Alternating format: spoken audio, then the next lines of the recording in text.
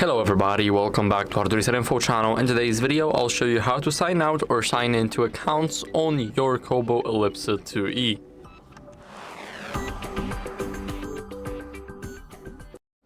So first, what you guys need to do is go over to More. Now here, go to Settings and go to Accounts. As you guys can see, you guys can sign out of the, let's say, KOBO account.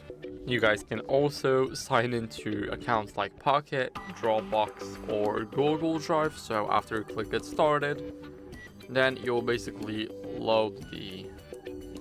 As you guys can see, now you need to go to kobo.com/Google Drive and enter this code.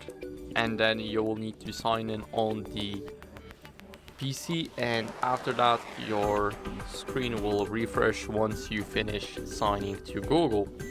So it's a very quick and easy method to sign into a Google account. It's the same with Dropbox and Pocket.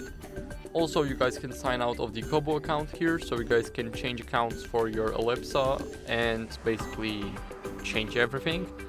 And that's basically it. So I hope this video helped you, and if it did, then leave a like, sub, and a comment, and I'll see you in the next one.